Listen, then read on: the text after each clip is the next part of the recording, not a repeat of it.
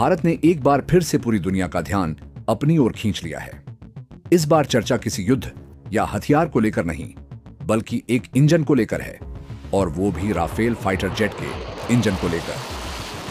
France की प्रसिद्ध aerospace company सफरान ने यह बड़ा ऐलान किया है कि अब भारत में ही राफेल फाइटर जेट के इंजन की सर्विसिंग, मरम्मत और रखरखाव यानी MRO, maintenance, repair and overhaul का पूरा काम किया जाएगा। इतना ही नहीं, भविष्य में इन इंजनों का निर्माण भी भारत में ही शुरू हो सकता है, क्योंकि तेलंगाना की धरती पर सफरान अपनी तीसरी बड़ी यूनिट स्थापित करने जा रही है। इस कदम के बाद अब दुनिया की निगाहें भारत की बढ़ती हुई रक्षा ताकत पर टिकी हुई हैं। यह असल में मेक इन इंडिया का वह रूप है जिसने चीन को बेचैन कर दिया है और पाकिस्तान को चिंता में डाल दिया है, साथ ही अमेरिका को भी सोचने पर मजबूर कर दिया है।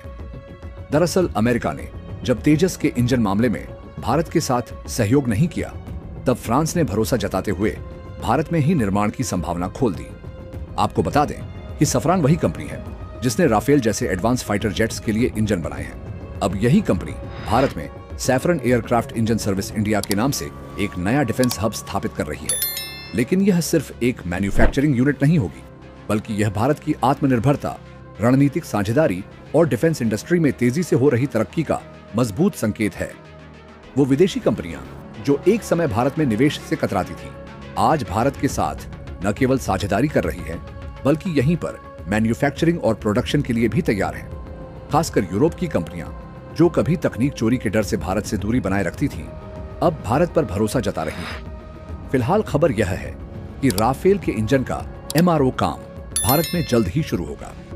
शुरुआत में इंजन की सर्विसिंग, रिपेयरिंग और ओवरहॉलिंग होगी, और भविष्य में अगर फ्रांस का भरोसा मजबूत रहा तो मैन्युफैक्चरिंग भी यहीं होगी। पहले जब राफेल के इंजन में खराबी आती थी तो उसे फ्रांस भेजना पड़ता था, लेकिन अब हैदराबाद में ही सब कुछ संभव होगा।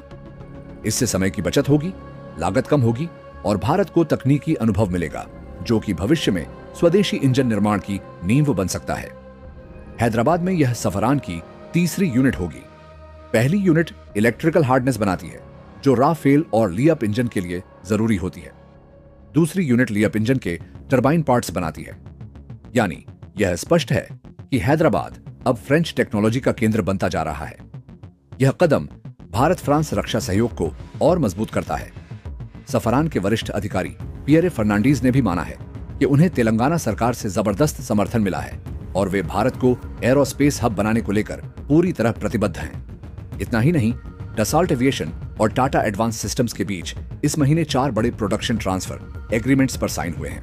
अब राफेल के स्ट्रक्चरल सेक्शन यानी फ्यूजलेज का निर्माण भारत में होगा, और वह सिर्फ भारतीय वायुसेना के लिए नहीं, बल्कि एक्सपोर्ट के लिए भी किया जाएगा। अब भारत सिर्फ रूसी सहयोग से बने हथियारों का एक्सपोर्टर नहीं रहेगा, बल्कि अब वह राफेल जैसे आधुनिक फाइटर जेट्स के पुर्जे भी एक्सपोर्ट करेगा।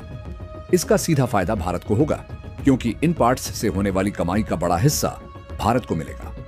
फिलहाल भारत का डिफेंस एक्सपोर्ट 23,600 करोड़ के करीब है, लेकिन जिस गति से भारत का डिफेंस एक्सपोर्ट बढ़ रहा है, उसे देखकर लगता है कि आने वाले वक्त में यह रॉकेट जैसी रफ्तार से नई ऊंचाइयों को छू सकता है। सबसे बड़ी बात यह है कि इससे भारत की अंतर्राष्ट्रीय साख में भी इजाफा होगा। अब तक दुनिया कहती थी कि भारत राफेल खरीदता है, लेकिन अब कहां जाएगा, भारत राफेल बनाता है।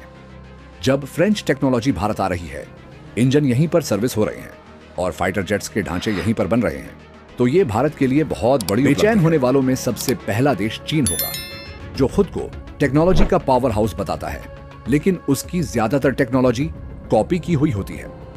पाकिस्तान, तुर्की और अजरबैजान भी इस बढ़ती शक्ति से घबराएंगे। भारत अब केवल एक खरीदार नहीं, बल्कि सप्लायर, सर्विस प्रोवाइडर और मैन्युफैक्चरिंग हब बन रहा है। 2025 के अंत तक हैदराबाद की इस यूनिट से करीब 150 नौकरियां निकलेंगी और 2026 में इनकी नियुक्तियां भी हो सकती हैं। भविष्य में यह संख्या 750 से भी ज्यादा हो सकती है। इसके साथ ही भारत को इंजन टेक्नोलॉजी में वो तकनीकी ज्ञान मिलेगा जो DRDO के कावेरी इंजन जैसे प्रोजेक्ट्स को गति देगा। जब फ्रांस जैसी कंपनियां भारत में यूनिट खोल रही हैं, तो यह साफ है कि उन्हें भारत की इंजीनियरिंग क्षमता पर भरोसा है। आज भले ही यह यूनिट सिर्फ मेंटेनेंस और सर्विसिंग का काम कर रही हो, लेकिन आने वाले वक्त में यही यूनिट मैन्युफैक्चरिंग सेंटर भी बन सकती है।